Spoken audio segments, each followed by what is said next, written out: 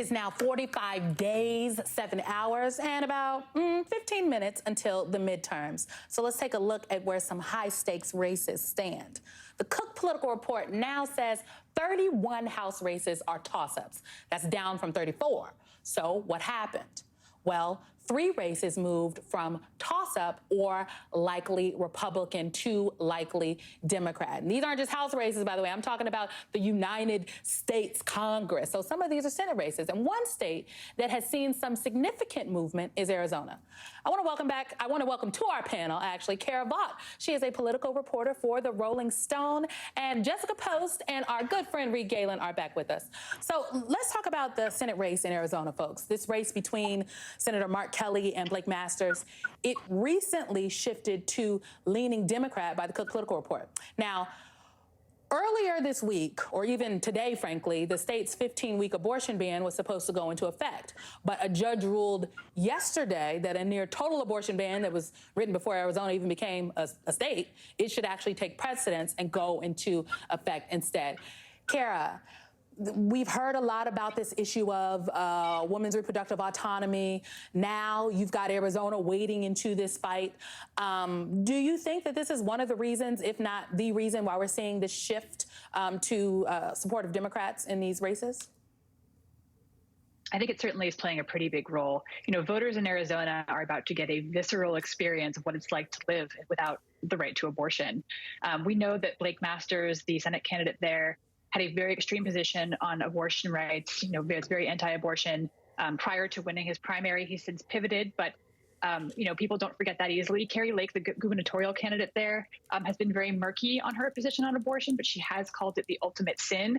And certainly those extremist positions are definitely not, you know, where most of the country is on abortion.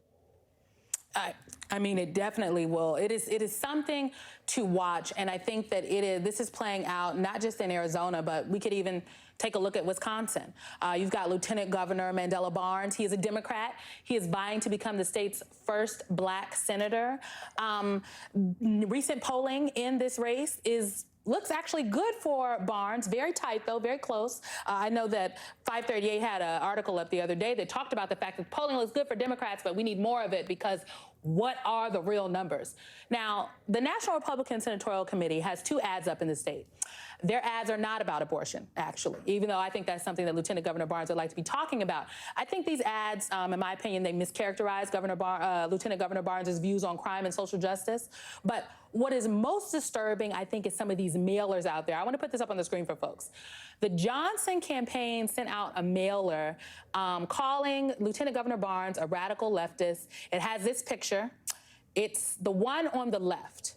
The original photo of Barnes is actually the one on the right. I think we can all spot the difference, okay? And the one on the left, Lieutenant Governor Barnes, his skin has been darkened and it looks a little more sinister. Reed, what is going on? What's going on with our Republican friends in Wisconsin? Well, this goes back to what we've seen for 50 or 60 years. Lee Atwater, who famously said in the 50s you could say the N-word, in the 60s you couldn't, in the 70s you had to come up with something else, in the 80s it was welfare queen, and now it's critical race theory. The bottom line, Symone, is, you know what, they're trying their best, whether or not it's on race, education, culture, to scare suburban white voters. That's all this is about. They know that those people, especially women, as you were talking about just a minute ago, are bleeding away from the Republican Party or turned off by the Republican Party. And so now they're going to go back to their old tricks. This is all they've got. Scare the white people. That is the plan.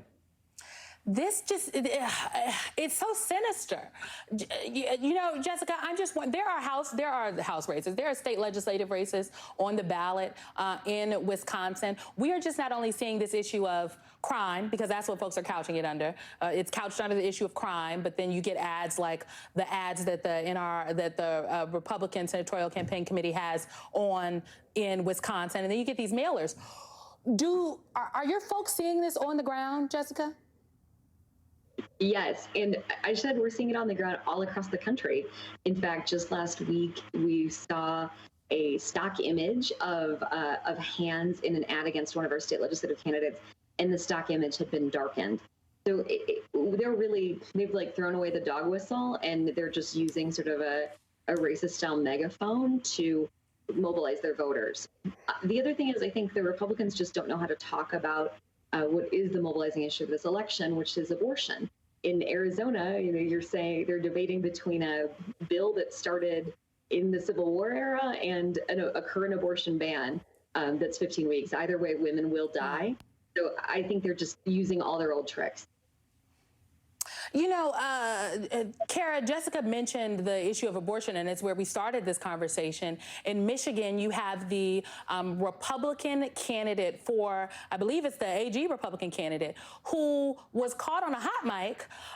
First, he did. We don't even have time to play the sound for you, but basically, he's on this hot mic, and he's asked about Plan B, and he says, "What is that?" So then it's explained to him, and then he's like, "Oh yeah, we got to ban it at the border like fentanyl." If I was still a strategist, and I've never been a Republican strategist, but I know some, this does not seem like good politics. What is going on? How is this playing out in the state? This is really interesting. After so many Republican primaries, we saw candidates who had pretty extreme positions on the issue walk them back. And Matt DePerno has not been one of those Republicans. I actually had the chance to speak with him when I was in Michigan last month. And I asked him if he intended to uphold the 1931 ban if it was on the books when he took office. If he took office, he said yes. He also said that county prosecutors in Michigan should be enforcing the 1931 law, which, as I think many of us know, are currently not being enforced thanks to temporary injunction. But yeah, this is really something that is really unprecedented for a candidate. Unprecedented to say the least. Kara Vaught, Jessica Post, and Reed Galen, thank you all very, very much.